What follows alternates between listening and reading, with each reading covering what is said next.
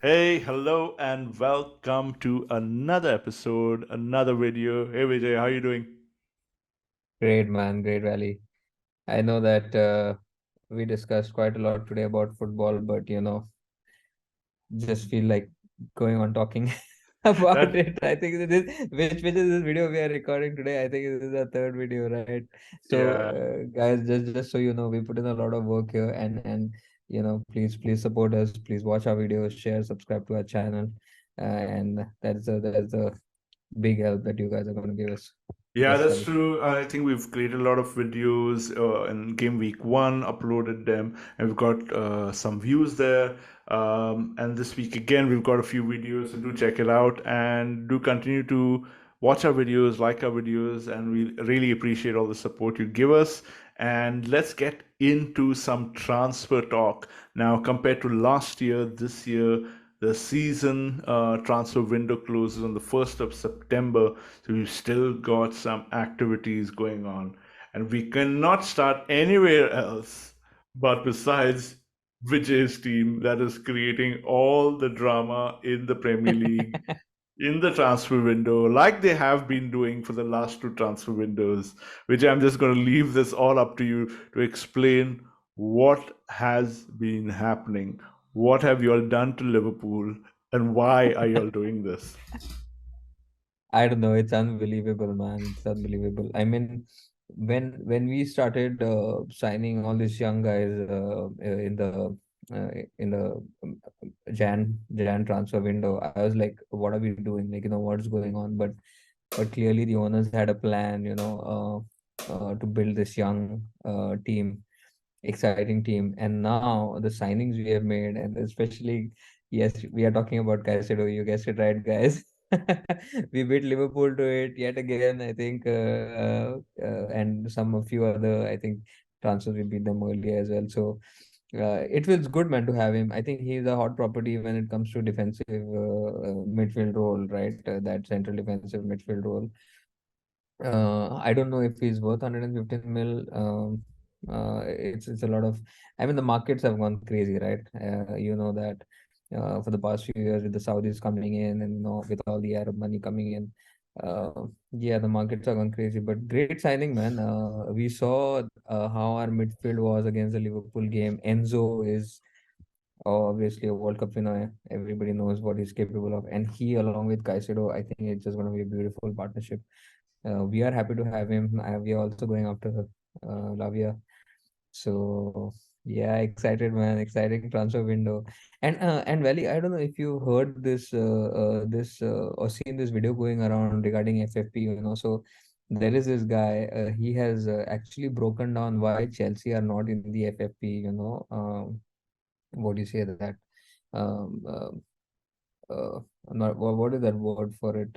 We are not Yeah, violating the FFP rules. Yeah, yeah. So he has broken it down on how much money we have spent, what is the yearly thing about it, and how we are making money out of selling players, which is a very important thing for a club to do, right? Not only buying but also selling players, which we have managed to do so well this season, this transfer window. So yeah, if yeah, so that sort of explains why we are outside the FFP, eyes. And yeah, it's great, man. It's great.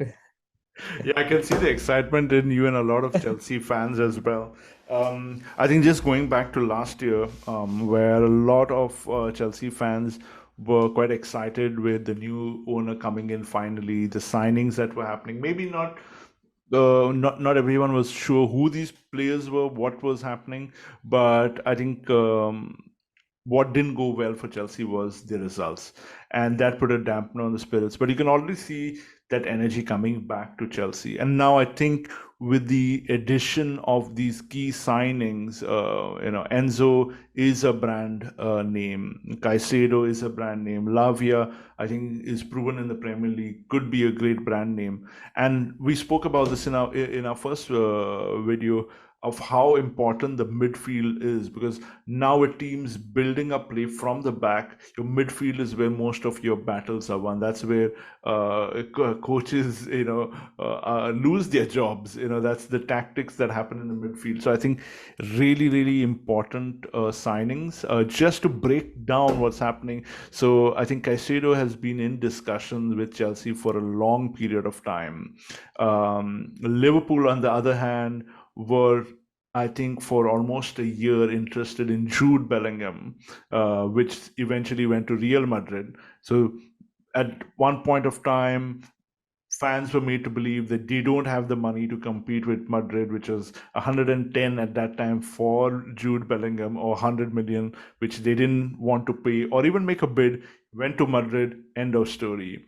Chelsea have been discussing with Caicedo for months, agreed personal terms. The clubs were working out the deal, and Liverpool were chasing Lavia, and Lavia was, I think the demand was 40 mil. Liverpool bid for 35, were not willing to negotiate. Last week, Liverpool, I think, goes mad. They put in an official bid for Caicedo, which was not rejected by Brighton, but rejected But by by the player himself, saying that he doesn't want to go to Liverpool. I think that hurt Liverpool more than anything, because apparently the Liverpool team did not even meet with Caicedo. They didn't agree any terms with him. They didn't discuss with him. And Chelsea said, hang in there. We're coming in with a bid. Could it have driven the price up for Chelsea? Could it have costed them an extra 20, 30 mil? We don't know. Only time will tell how valuable that signing is. But I think definitely a strong, strong signing. But what's made it even worse is the one that you're pursuing with Lavia now. Chelsea have, I think, put in a bid of 45 or 40, was it? I'm not too sure on the yeah, I think numbers. yeah, I think around 40 or 45. Yeah. Yeah, and now that looks more likely to go again, with a player being disappointed in Liverpool for going for Caicedo over him, and he now has changed his mind and is following Caicedo's suit into Chelsea. It's all happening in the Premier League. It's all happening within a week. I think it's there's also a meme if you watch one of the videos. I think it was BT Sports doing a segment live on TV, and they brought up the topic of Caicedo. Jurgen Klopp was coming just behind the podium. Here's the one Caicedo turns and goes back out. So all of those who like trolling on the internet, go find that video and post it in our comments, and then we can all watch it together. But I found that hilarious. But I want to step in a little bit closer. I know we're talking about transfers. I just want to go one step further.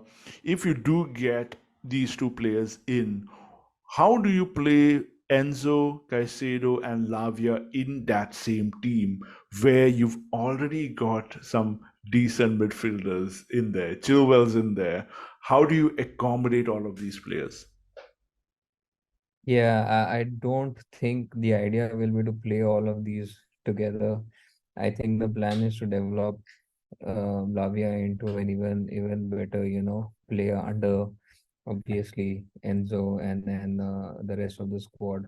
So I would think that Enzo and Caicedo would play in the middle. That's the system we've been playing, right? So we play um uh, uh, yeah, we play four behind. I think there was James, Chilwell, and you had Disasi, and you had oh no, there were three behind. Disasi, Silva, and Colville was there, and then two wingers, and then we had Enzo and who's the other guy, Gallagher? man? Gallagher, yeah, we had Enzo and Gallagher in the middle. They were, and Gallagher was massive in the second half, right? Yep. Like he won so many balls back. He was running across the pitch. He was defending. So I think that's the role that Caicedo will play, and that will allow Enzo a little more freedom, to be that creator that he is. And we've seen some of the exquisite passes he gave last year. We had Joao Felix and Guy Havertz playing up front. So it's just going to be crazy. So I think from my understanding, it's going to be Caicedo and Enzo starting. Lavia might maybe come on, might play in the cup games. That is what I think will be the setup, and the other players will pretty much be the same. Yeah, I can see why Chelsea fans should and are being excited this year. There's a lot happening in that team. It's a complete refresh of the squad, like you said earlier. It's a lot of energy coming in, and I think these couple of signings would really bring in so much value. I think worth watching what happens more in the Chelsea transfer window saga. So keep it tuned here to our channel. We'll cover all of these big updates here and give our reactions and what we feel about it. I want to move into, I think, one of the most impactful or big transfer signings of the window.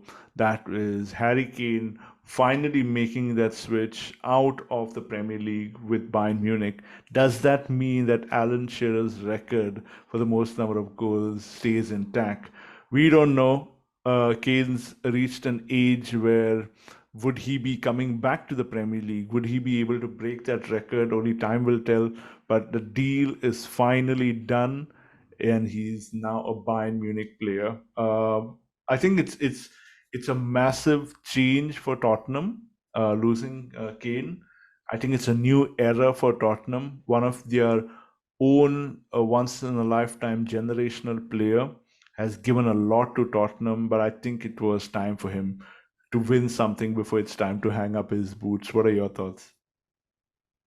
Yeah, I still can't believe actually. I still couldn't believe 2, 3 days after the transfer that he's not in the Premier League. I'm not even a Tottenham fan, but that's the impact he's had. Like you talk about Spurs, and the first person that comes to your mind is Kane, right? I mean, at least our generation, people who have watched football in the last 10, 15 years.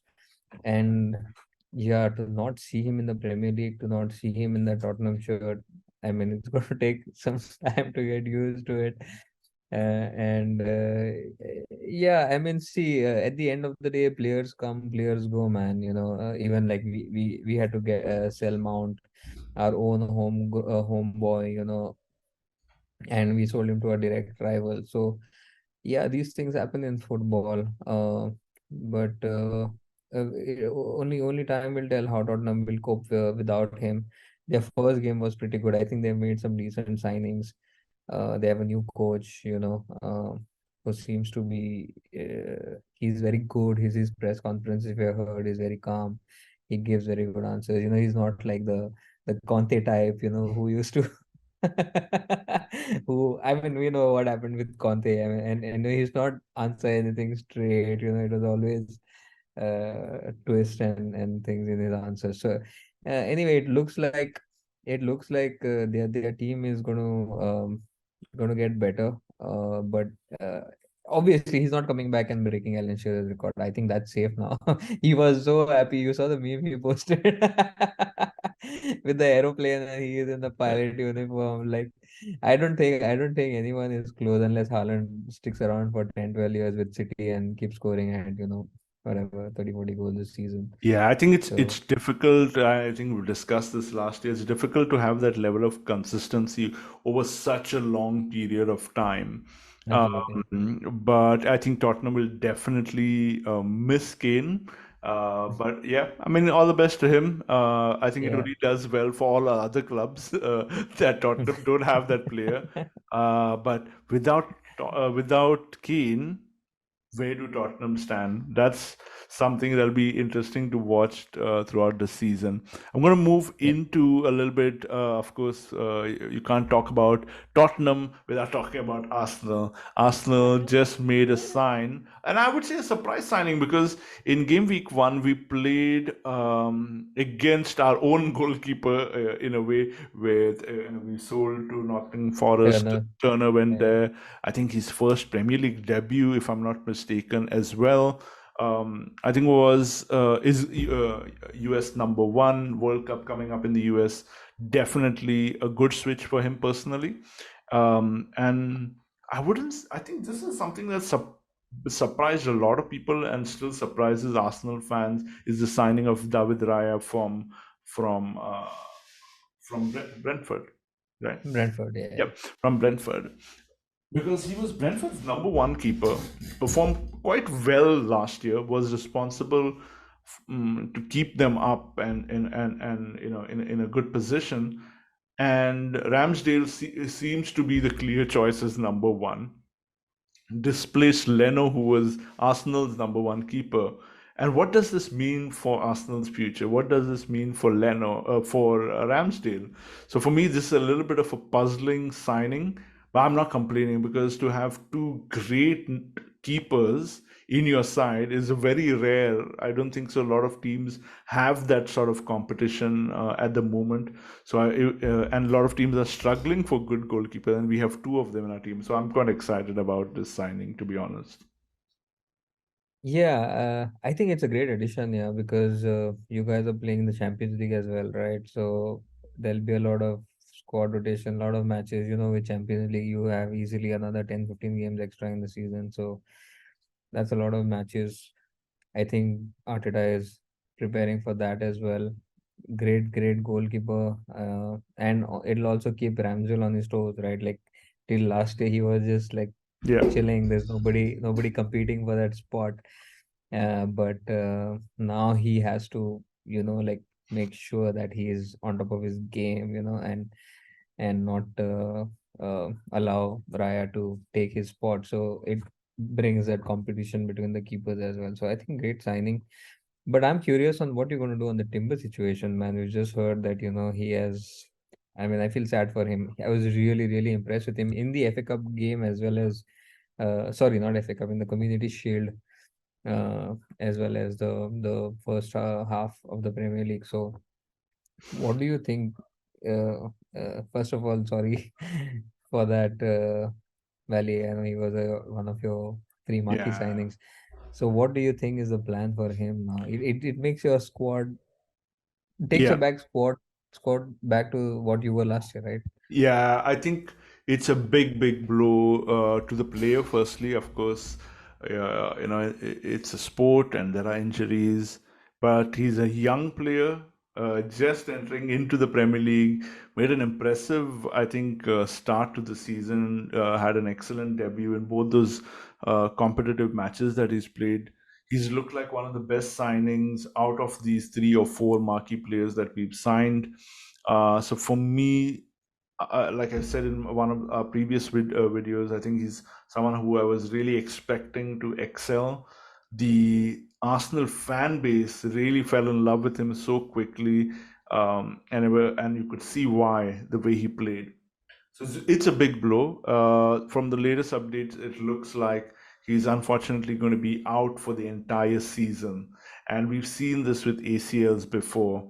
They do not return the same player that they left. We're hoping that because he's young and technology and medicine has improved so much every year, leaps and bounds, and with the right rehabilitation, we can see the same player come back. But he's definitely out for this season.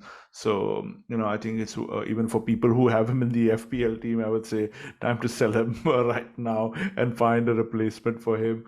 But that's a shame. And I think Arsenal should go back in the market to look at a replacement for Timber. They're not going to find something at that same level.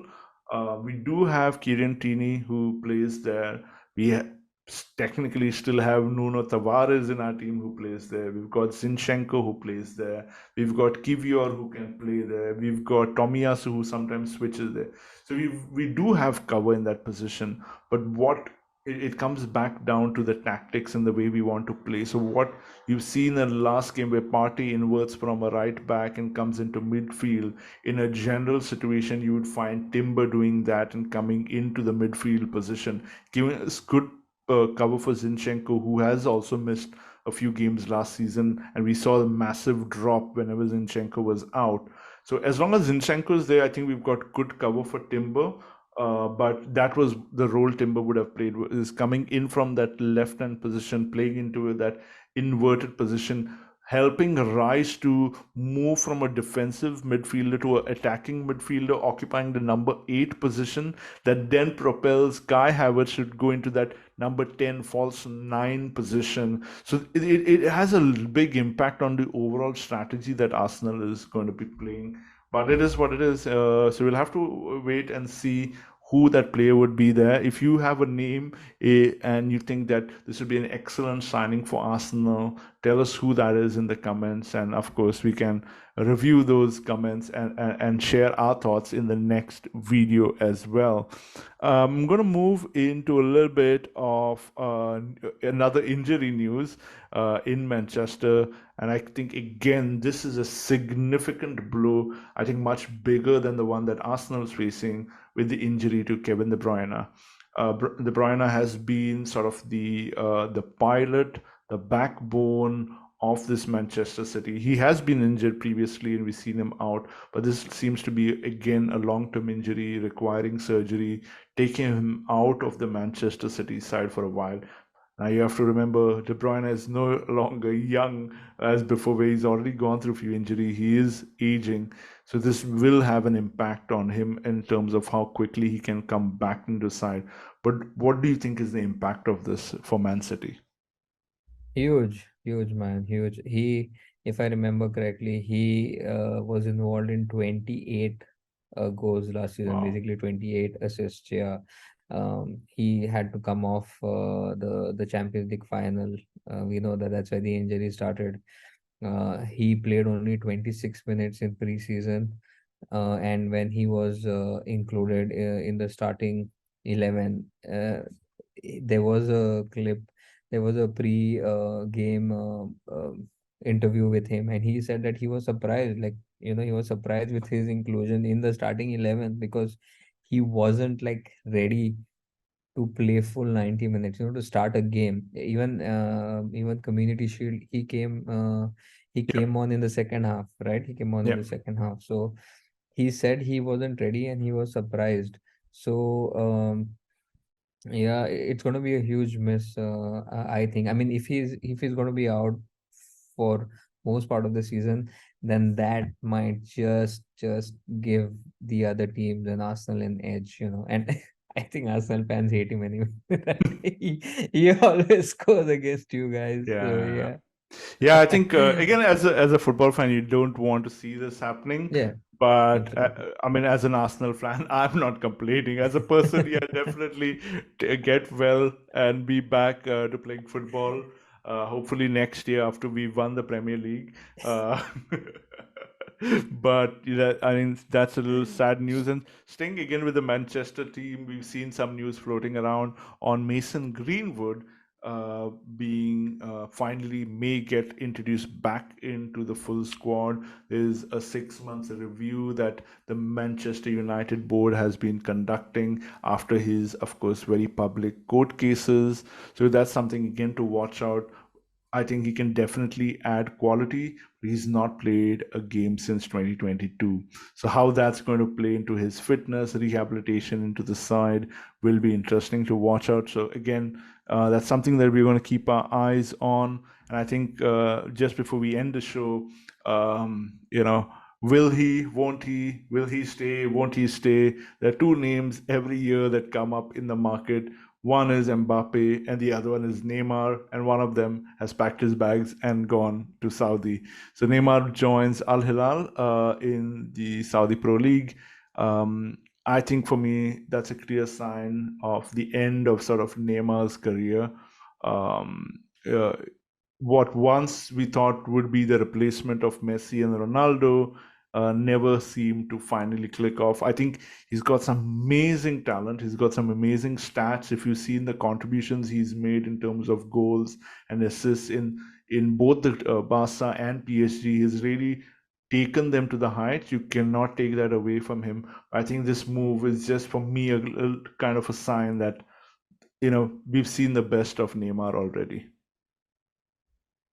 Yeah, yeah, hard to disagree with you, man. I think that's a sign that, yeah, he's I think his peak is finished, his career is sort of done, and I think it's just about retirement planning, everything.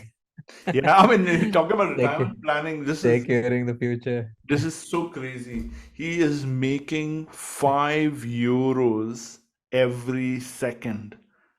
5 euros every second. Do that maths, guys. Just take your calculator. If you're in business, if you're a salaried employee, or if you're getting pocket money from your mom, make that calculation. Five He just euros per second. That's he crazy. just he just made 100 euros in this 20 seconds. And that could buy you an original Chelsea jersey. Shit, yeah, man. But yeah, you're right. You're right. I mean, I think there is yeah, he's done as far as his career is concerned. And good luck to him in the Saudi Pro League. Yeah. Yeah, I don't And have anything else to yeah, I mean, say. there's nothing else to say, and I think with that note, let's wrap up this week's transfer review. I think we've got maybe a couple more on this segment of the transfers, and then we'll come out with another video rating the overall transfers and see who's really done it well in terms of business this transfer window. But let us know, and we'll keep an eye on what's happening in the transfer market. Let's see if Chelsea have anything else up their sleeves before the window closes. Will Liverpool finally get someone in their midfield, especially in the defensive midfield? A lot of questions to be asked in the transfer window. It's a difficult market, but we'll keep all the information here for you. As we always say, do like this video, share this video, but most importantly, do not forget to subscribe to this channel. And that's it from both of us. Vijay, thanks so much as usual. Thanks, Vali. Yes, always fun chatting to you, and let's What? get back to What? watching What? football. What? What? What? What? What? What? What? What?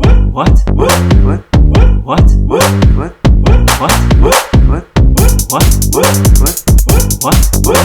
What? What?